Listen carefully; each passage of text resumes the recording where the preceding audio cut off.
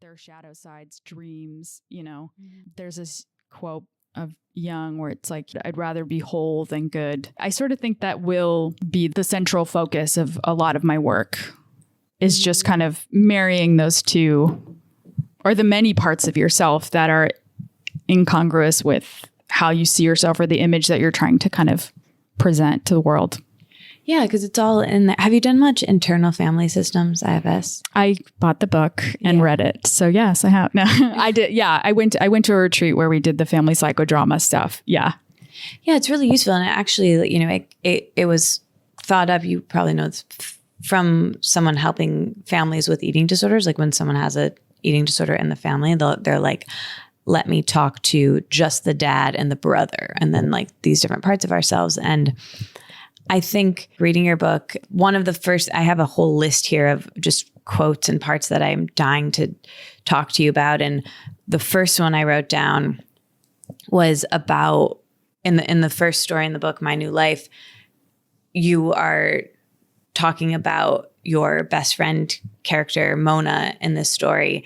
And you being the narrator is talking about how Mona is the witness proof that I'm not someone else's projection. Mm-hmm. I loved that line so much. And the way that you write about that, I guess I don't have this part written down, but I do have the author in front of me. So maybe I could just ask you. But you say something of like, when you let out essentially something that you did to another person, to your Mona, hopefully we all have a Mona or someone we can be real with. It's so freeing. Like there's this, did you ever read Debbie Ford's book about shadow? I think you'd really like it, but there's an analogy in there, which is honestly why this whole program is called Let It Out, because I wrote this book about journaling because, I think there is something to, Julia Cameron's Artist's Way, or, even just admitting it to yourself is useful. And then you can hopefully next step, therapist, your Mona, whatever. But in Debbie Ford's book, she gives the analogy of what you just said of the beach ball, right? If you have a beach ball and you're trying to push it underwater, that takes so much energy. And eventually it's going to come up in this really like intense way with a splash, and like, or you could just let it out and then it's here and you don't have to manage it anymore. And you can use that energy elsewhere. And so, I hope in this show we can have a real moment where we take off, what we're trying to hide. And of course we're aware that it's being recorded, and same with existing in the world often, but having I think we both, and hopefully everyone really appreciates those moments where you're like, oh God, you were just a person with me, and have such an aversion to the performative nature of like, you clocked it in that woman. It'd be a very different scene in the post office if she had been like just handling her day and then fainted, and like that, you would have had a very different reaction to someone who was very wanting to be seen, which is also like heartbreaking in a way. Totally. So can you talk about what I heard you talk about before, which is about your love for taking off the script and actually being human beings with each other? I think promoting your book and being now more of a public person than you were even before July, right? Like, how have you wrestled with being true and having some honesty, but also having to kind of say the same few bits? Like any big thing, you don't know how you're going to feel until you do it.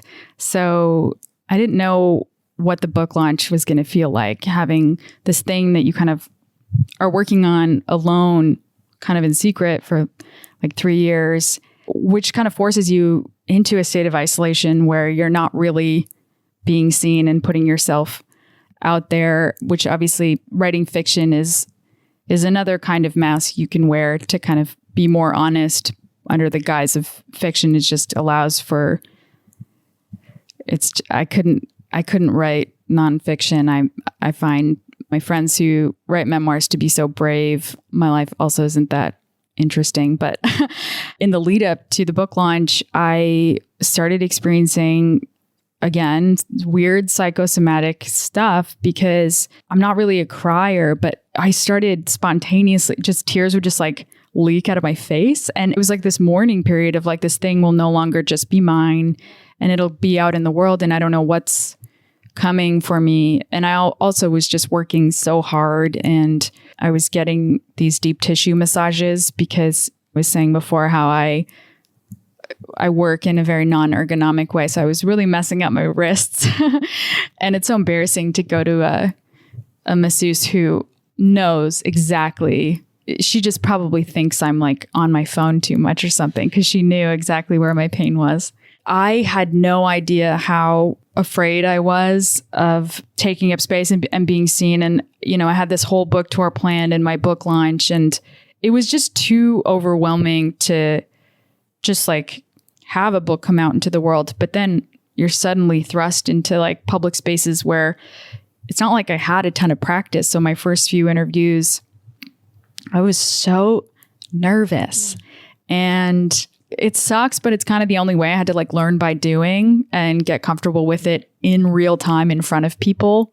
Of course, I'd love to go back and redo all of it because I do feel like I've grown, but I was like, oh my God, do I have like serious anxiety? Because it was just a muscle that you don't work out. So you have no idea how you're going to be in front of audiences.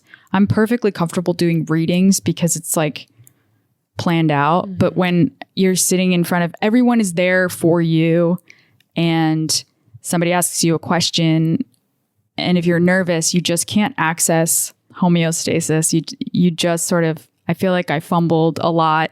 But now I'm at the point where I accept myself as I am imperfect. I think for so long I would listen to podcasts or read interviews where everyone just sounded so media trained, and I wanted to be that. But now I don't care.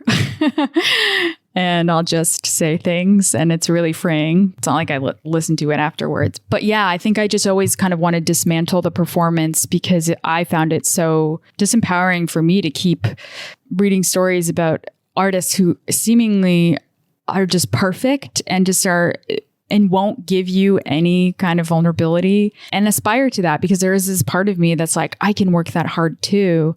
I can be that like masochistic about my art, and I don't think that that's a healthy thing to aspire to. So I tried to at least just tell my version of it, where it was extremely difficult. I didn't know what I was doing most of the time. I kind of had to figure it out on my own. This is what came of it. And it was the best that I could do at the time. And I'll keep showing up and I'll keep learning and figuring it out. But I will never be the person that wakes up at 5 a.m. and, has that sort of machine-like output. And that is okay too. And I don't idealize that lifestyle anyway. It sounds hard.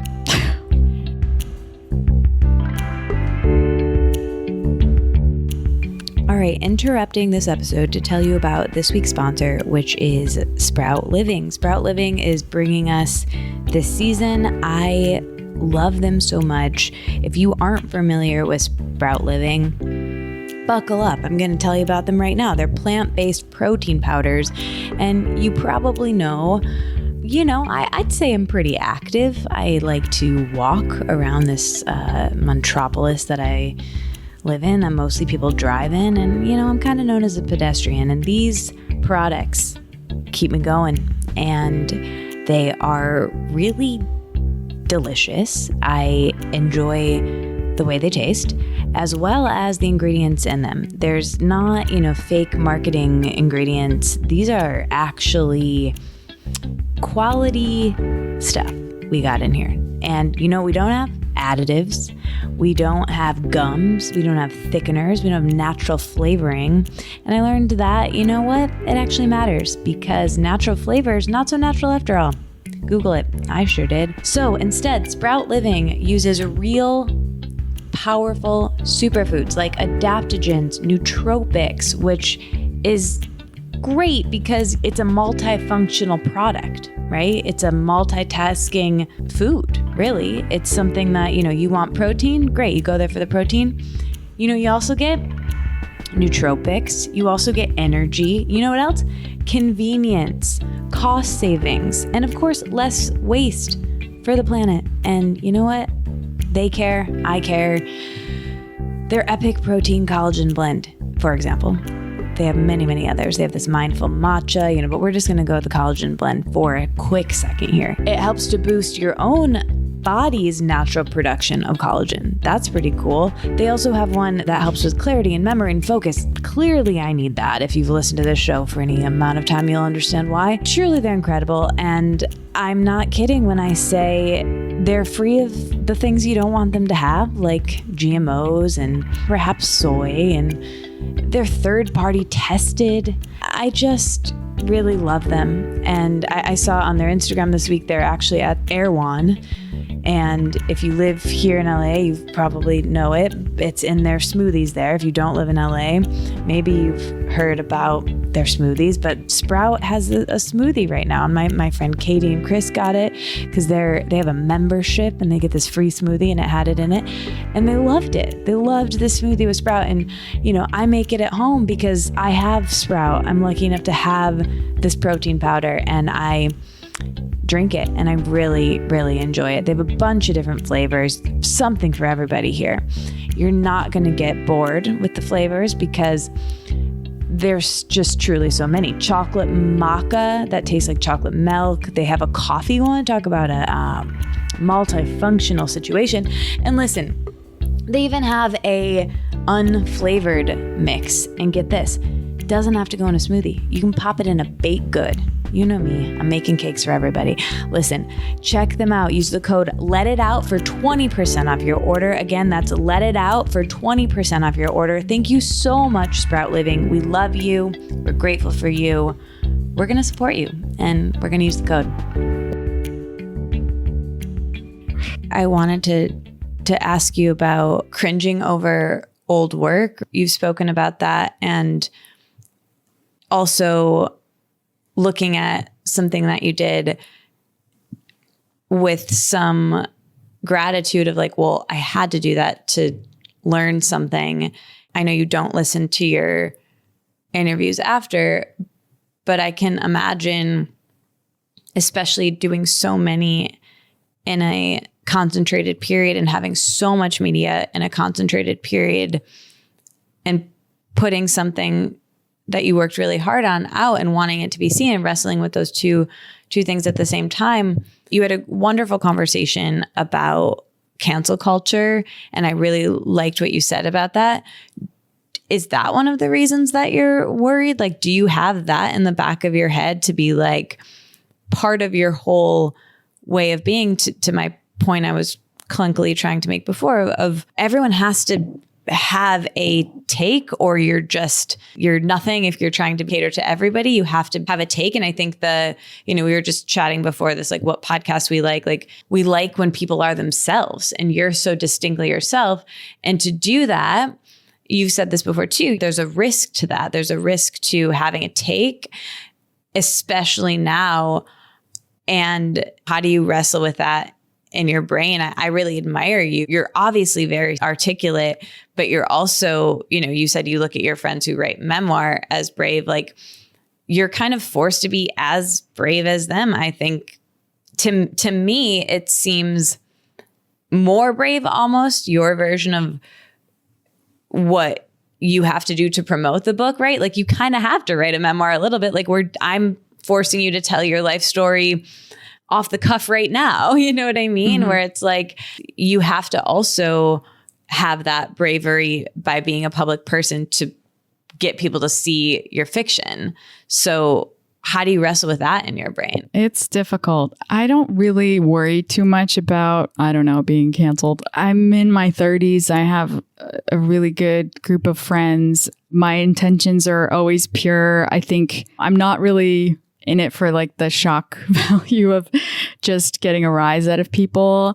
And to be honest, I don't really have strong opinions about anything because I'm in that phase of my life where I'm like, and I could be proven wrong. I'm sort of open to being wrong about everything. I marvel at people who are so convicted and that's the hill they'll die on. And it's just seems like, why, who cares? I think because that's the energy I'm putting into it. So far, no one's said anything, and I write books. So by design. It's pretty niche. I'm getting to like the right audiences. It seems like people who write me, they get it and they enjoy it. And my work is, even though it sounds like if you're just hearing me talk about it, that I'm like wrestling with these really dark things, it's like all fairly absurdist and like funny and lighthearted. So I think it would be different if I wrote a different book that was really trying to prove a point. But I think my point is that being human is hard and we're all sort of a mystery unto ourselves. For me, I think the challenge is holding on to a cohesive self. I'm amazed at people who just have this persona and it's so them, because I'm still learning who that is through the writing and through the work. So yeah, I don't know. I don't really... Well, now I'm thinking about it. I really loved what you said about cancel culture in general, of like how it's essentially like the pendulum. Same with what you were saying about Catholicism, like everyone will be kind of canceled, like everyone. And that's the truth. Like just by having a presence at all, like we've all done good and bad things. And the more people know, the more people see. And I think back to the shadow thing, everything is a projection. Like your experience of reality is ultimately subjective. That's the loneliest thing about being alive, is you are imprinting your past, your history, your desires, your fears, everything about your identity onto a given situation. You know, when you walk into a room and you're like, the vibes are off, it's really like your vibes probably are off, right? And so knowing this, it's like a useful tool to pay attention to what really stirs you up and gets you really angry or agitated in another person. That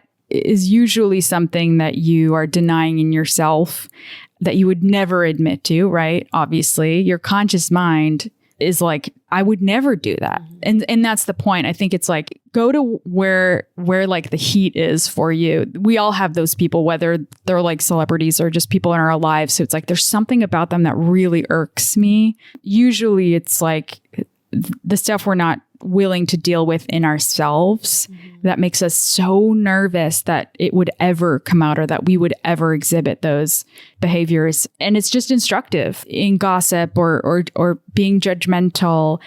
It's loosened that for me so much too, where now I'm like, oh, well, yeah, I don't even want to say like what celebrity annoys me, but like this bitch, it's like, oh, that's my own shit. Yep. That's 100%. Where is it in me? And the opposite is true. For jealousy of like taking it and being like, I want, yeah. Yeah. And the thing about shadow is it's not all bad. And so the thing that you sort of idolize and worship in other people is a quality that you possess that you really haven't cultivated yet. And that's been instructive for me, where I'll have like certain writers where I just am so obsessed with their work and the way that they've kind of navigated their careers.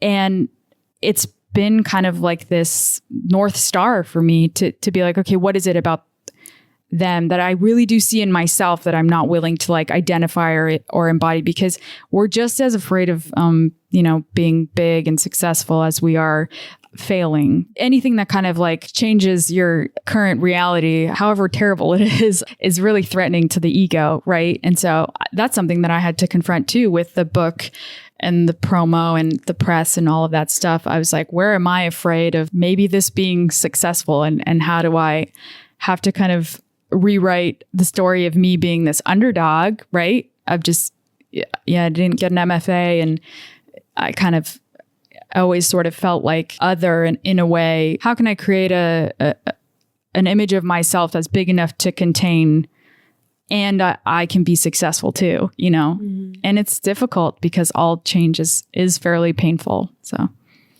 when I first understood that, about whenever I see someone that I'm feeling envious, to be honest, this is a really, here we go. This is like an interesting moment, because I was having an interesting experience preparing for this, right? Because when I was younger, when I started this podcast, I was 22 and I would talk to mostly women that I really admired. At the time, it's not the same things that I exactly wanted to be doing. But at the time it was like, these were these people who I didn't feel jealous of because they were 10 years older than me. I was like, that's my role model, you know, like instead I was just able to be like, cool, I'm going to get there someday too, or not exactly that, but it was this, I was able to unpack their process and puncture something parasocial and talk to them, right?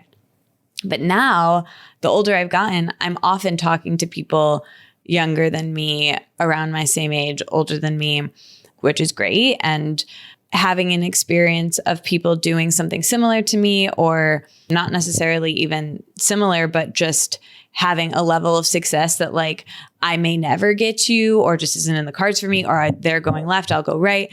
It's so beautiful to take something like jealousy and be able to be like, oh, that just means there's something within, because that's an uncomfortable feeling if you don't have this reframe, which is that just means there's something within me unawakened, and how can I awaken it or use it or whatever. But sometimes like you're unable to logistically, time-wise, money, like whatever, like you can't do it right now. So then it just goes back to being a bummer, you know? What I really love about your work and your openness is like, I just really like you so much. And I think honestly, Nada, like if I liked your book and we had all these mutual friends and you were like an asshole or like not nice or like mean or something, it would be such a bummer. And I would be really challenging for me to, you've exceeded expectations. You're incredible and like lovely, but it would be really hard for me to like, your novel sounds incredible. And like, it was like, I cannot wait to read it. And I loved your book of short stories, and I hope everyone gets themselves a hard copy and pre-orders the second they can your novel. But it would be really hard to enjoy some. I mean, I guess it's kind of the thing about, can you like Woody Allen movies or whatever? And I think your essay that you wrote recently around thresholds and Puella. Yeah. Can you talk about that? Because I think that is maybe related to this, because I really identified as like, I'm a mentee with my notebook. And now I'm like, oh, fuck, I'm like in my 30s. I got to like get it. You know what I mean? So when I read that essay, I was having a interesting reaction to it that has prolonged myself into, you know, preparing for this interview. But yeah, can you talk about threshold and that? Yeah, I wrote this essay for Harper's Bazaar about the Puella. It's a Jungian archetype. It's the female counterpart to Peter Pan, who we know, you know, more commonly as like maybe a fuck boy, sort of the Arrested Development of men who really don't grow up.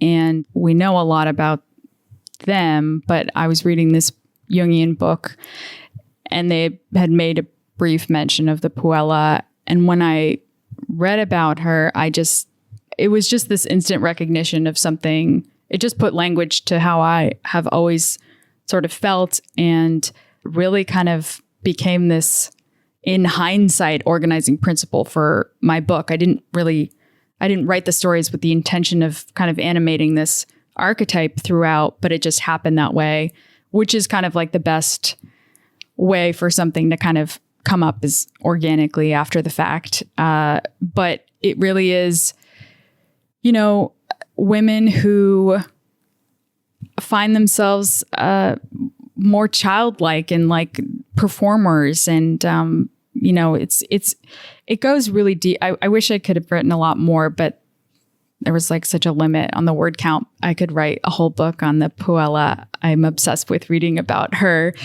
In a lot of ways, she is resistant to, you know, a threshold in Jungian psychology is sort of these milestones, these markers that we have to move through in order to mature. So more commonly, it's marriage, babies, that kind of thing. And living in LA, it's this timeless space where there's not even seasons. Yeah. So, and everyone kind of doesn't age. And a lot of our friends are artists who have these unconventional jobs, and people are having babies later, and you're kind of able to exist in this weird liminal space for a while, and you can kind of make a home in the waiting room of life and not quite mature. And I was wrestling with a lot of those feelings and seeing everyone around me having babies, and I was like, I'm baby. Like I'm still young, and I still feel that way even though I'm married now. Yeah. And I just wanted to look into that. I mean, obviously the foundation of her kind of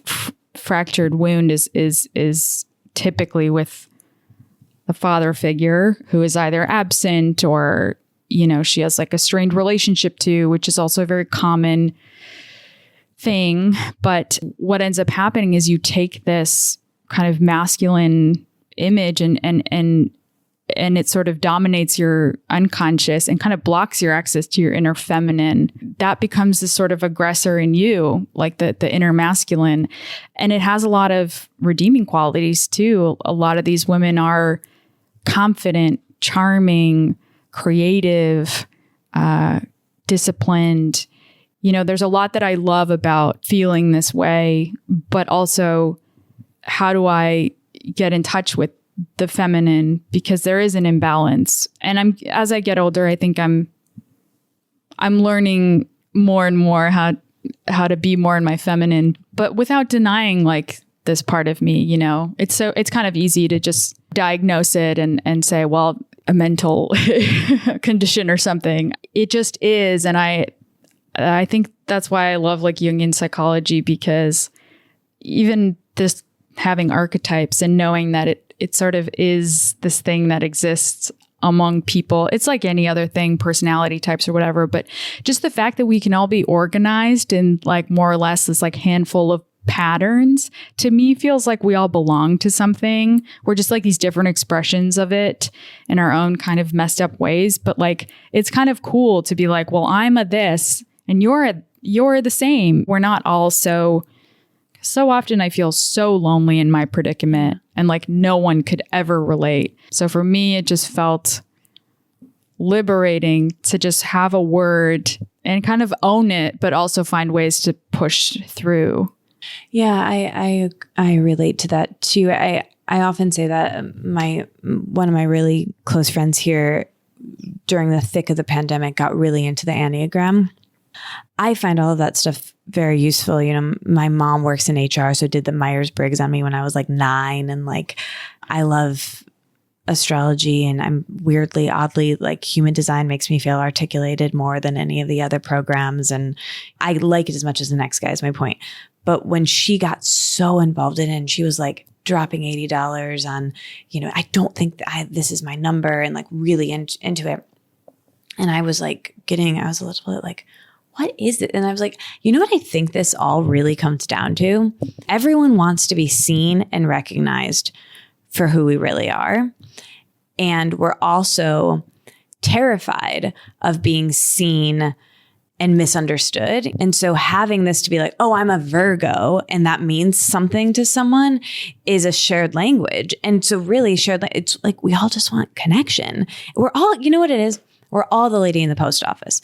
Really? Like there's a part of us that like wants someone, if you don't have anyone to see you and notice you, that like you're going to have to lay down on the floor. Make a scene. Yeah. Yeah. And so I think part of it is that, and then people's level of how much they have to get into their ego and do that is directly related to how much support and love and connection they have either in their life currently or had as a child. Or one of the parts that I wrote down, my favorite story in Bad Thoughts is Watch Me, which is pretty much in the middle, right? Like that. There's this line that I wrote down that it was something like the narrator's talking about this person that they're dating who's a musician, and they say he doesn't even come from money, but his parents love him, which makes everything seem possible, like a music career and home ownership. And when I read that, I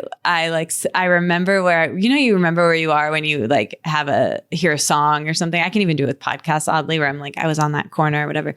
I have that with that line because it really hit me hard. I don't really even know what else I want to say about it, but I think it is sort of related to the identity of the Puella, which I'm having so much trouble saying into the microphone, because it's this like confidence of audacity, really, which something else another line I wrote down from one of the stories was a character was talking about her mom and how she asked, like, whenever I ask about my mom, she just tells me what's going on with other people. And that one, another one, where I stopped in my tracks, because I think related, it's like Julia Cameron, speaking of shadow, like talks about shadow artists, right? Or like having a shadow career where you're like pulling the focus away because you don't feel the identity with what you want to be doing. And also like wanting to stay in the anticipation of the waiting room, which you have a story that mostly covers that. So do you feel like you've crossed a threshold at this point? Like, do you relate to that character in the book? Yeah, I do feel like I crossed a threshold just to discover there's just more thresholds. But I did have a brief moment where I felt like I was clenching for 3 years and I just unclenched.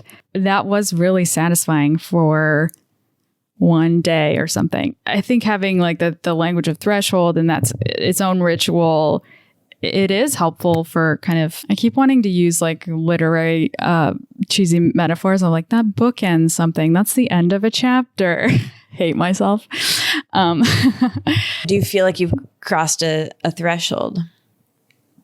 In some ways, yes, but then I still feel like I have so much more to prove. I think the first book is not only are you writing a book, but you're becoming a writer. So there's so much to it. It's so much heavier because as you're writing it, you have no idea if anyone will ever read it. You don't know if it's going to sell. To muster the courage to show up for yourself with that level of uncertainty for that long, it feels like inhuman that's even the way that we go about any kind of art form. But having done that and gone through that without the delusional confidence that it was going to work out for me, in fact, just mostly feeling the opposite, I do feel a lightness that I just could not have felt with my first one. Knowing that I get a second book, knowing that that's a certainty, knowing that I had done it, it does make me feel more capable. I think the whole thing of life is just trusting yourself more, that you can do the thing that feels impossible. But with it comes a new kind of self-consciousness, I think, of expectations that I put on myself and that I kind of feel from the world. And yeah, and feeling like the sort of urgency to like follow it up, but then also giving myself space to kind of not rush it. And it'll always be that way. But I do feel like the first one is the hardest. Sorry to anyone who is writing their first book right now, but it sucks. It sucks to be in that space. And I am so glad to be done with that part. Yeah.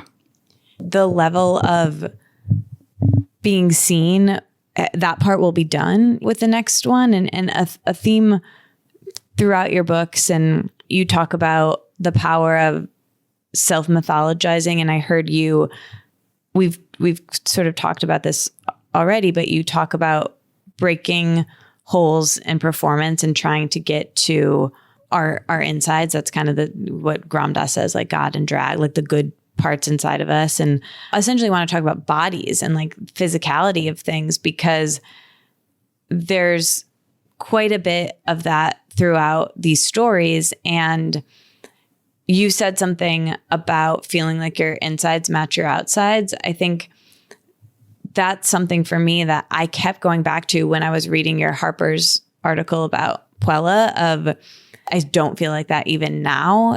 I kept feeling like I would feel like that when I got older, but I think trying to make my body physically smaller for so much of my life is sort of related to that. And just knowing we all have more eyes on us if you're doing art and you have to self-mythologize. Like when you said that you feel like your outsides match your insides, when did you start to feel like that, and what helped you to do that? Partly just time passing and growing up, right? Like when I was younger, I just had no sense of like I would wear clothes and be like, this isn't me. And this isn't my, like inside I kind of always felt like a 60-year-old man, you know? And in this I was very confused. And so I think, yeah, the life project is kind of closing that gap and feeling like you are representing yourself and you're more comfortable in yourself. And being in my 30s has just been so much better. Obviously, I still have so many moments where I don't feel like I'm accurately representing myself and I'm betraying myself. I look in my closet and I'm like, who was the person who bought like, I hate everything. I'm like, how do I just feel like a stranger to myself when I look at the clothes that I have purchased and was so sure of in the moment. And then I have friends who are dressed so cool. Like my friend Angelica, she just always looks incredible. And my best friend Andrea, same. I get mad. I can't even stand next to them. And I've gotten to the point now where I think like some people express themselves through their bodies more and through their clothing, and that's their art. And I think because I gave myself this space through writing to really express myself exactly how I wanted to, that was the missing piece for me. I think I was trying to do it with clothes and in all the ways that you try to present a self. But it wasn't until I really allowed myself this time to write a book and feel like, sure, there's plenty of things I'd like to change about the book now. That's just the reality of writing anything at all. But I can stand behind it. And I feel like it captured some kind of energy of who I have been over the last few years. And so in that sense, I'm proud, and I'm proud of myself. And I think whether it's good or bad, I need to earn my own trust. I've never been the person that's like, I can do it. I have to prove it to myself and earn it. And now I feel like, okay, well, I did it. So now I believe that I can do it, kind of thing. So I think writing and just kind of coming into my own more helped me feel, I wouldn't say embodied necessarily, because that is something that it's a very classic Puella thing of feeling kind of disembodied, and especially being a little bit more in my head. And what I do, I'm in my head a lot. I'm still working on that relationship to my body. Yeah. And maybe that's why I sort of still hate all my clothes and never feel like I just don't know what I'm doing there. But at least I have one safe space to kind of exist within. And that's something that I have total control over. And so maybe that's it. Maybe it is. I feel like I lost a lot of years to being so preoccupied with my body and making it small and, all of those things, that it feels like a waste. Like I wasted those years. I could have been developing some hobbies or any kind of personality. So I almost resent the fixation with the body. And I still go through phases where I have to learn everything about skincare and do all the things, but I am okay. But it's not anything that I did. It's more the people that are around me. I'm just in a better place in my life where I just care less about. And I have a lot of compassion for that younger version of myself who did, especially with dating, like just fixate on the stupidest shit that no one even is paying attention to. But really it comes down to like, that's what you can control. Yeah. And a lot of it is control. And so maybe I've just sort of outsourced that to writing, or like, if I weren't doing this, I always say like, I can either dedicate my life to being hot or writing another book. Like I can't do both. I'm amazed at people who can do both. You are doing, to me. Well, I mean, yeah, I know. I'm not saying that I know. Yeah, but just sort of like doing all the things. Yeah. I'm amazed that people can eat well, or even just eat. Like the fact that we have to eat food every day and figure out, like, buy it and like cut it up. It's wild. And like eat it and then clean up. Like just that. I'm like, how is that not everyone's entire day? Yeah. How are people doing that plus a job, plus like going to a gym? Children. Yeah. It's so insane to me. I don't feel like a real adult person, because I sometimes I can just get the bare minimum done in a day. Well, it's so interesting because I mean, it's all a spectrum, because I'm like, God, if you looked at me, like I have I live in like basically a dorm room, like I have a studio apartment, and you mentioned this, of you not having an MFA and feeling like an underdog. I relate so much to what you were saying about the frustration with how much focus you spent on control in your body. And I think so many of us have that as women, and that's diet culture and that's wellness culture that's been hijacked by diet culture, the whole thing. And, my thing is like, God, I too, didn't grow up reading the classics and didn't have my taste in music and my reading and all of that. I didn't get that as a kid from my family in the Midwest. And my mom worked really, really hard just to like take care of me. And I am so grateful and lucky that through friends and people I've met after that, I've been able to read and develop, watch movies of people that have suggested them and develop a taste.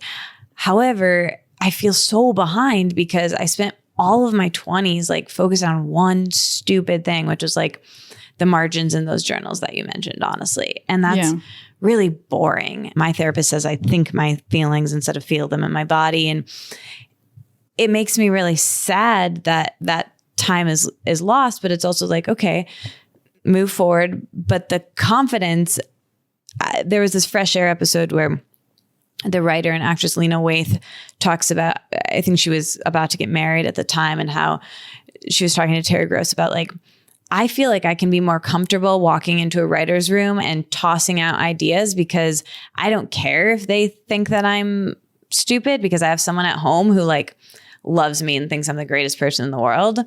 And at the time I was dating someone and I felt that. And I think it is kind of destabilizing. It seems like you have created that for yourself. So do you feel like there's a confidence that comes from a support system that you've crafted for yourself?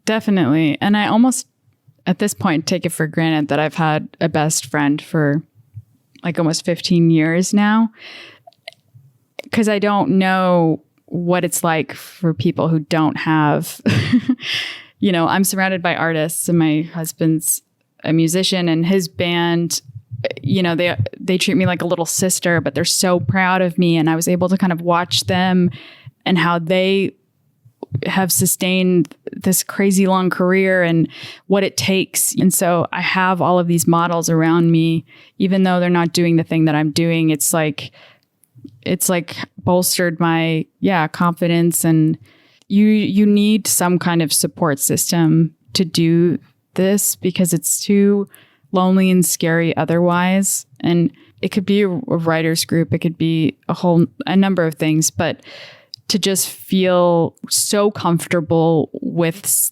someone. Even the other day, like my dream scenario is when I hang out with my husband and my best friend at the same time.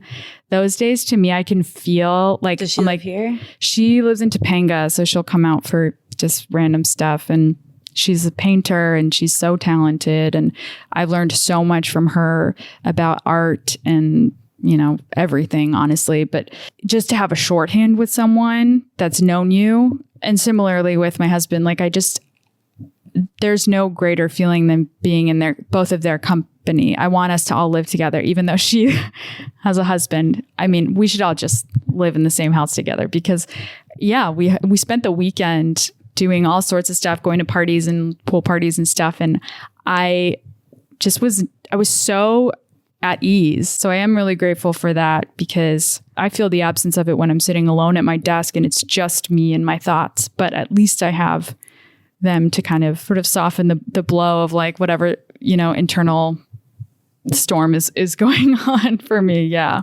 I think it's important to know that you need that, as it's important to know you've said 9 to 2 is like your window for writing. Like it's just as important as that. With that, managing your nervous system is crucial to writing, as we've talked about. But I'm curious, when you're having a bad day or you wake up, or I don't know, for me, the week before my period, I like so garbage. Like, how do you pivot? Like, if you're like, all right, well, I actually have to exist in this world, or I actually have this deadline, or on the other end, if you could just put it till tomorrow, like walk me through, what you do when you're down to try to bring yourself back up.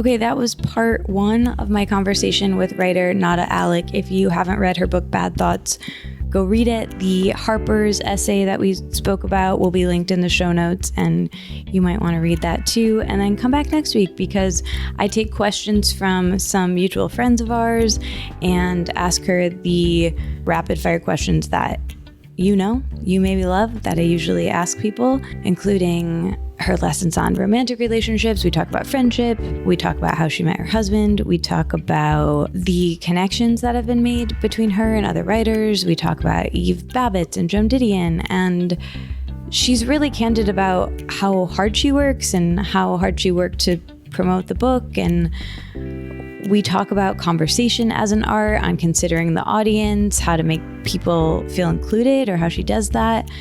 We talk about AI and the metaverse and what she's curious about and her novel research. And come back. If you liked this, you'll love that. And again, In Process is happening. If you want to know more about it, the link is in the show notes. Thank you so much for listening. Have a great week, and I will talk to you next week with more of Nada. And if you need anything, you know where to find me. Okay, bye-bye.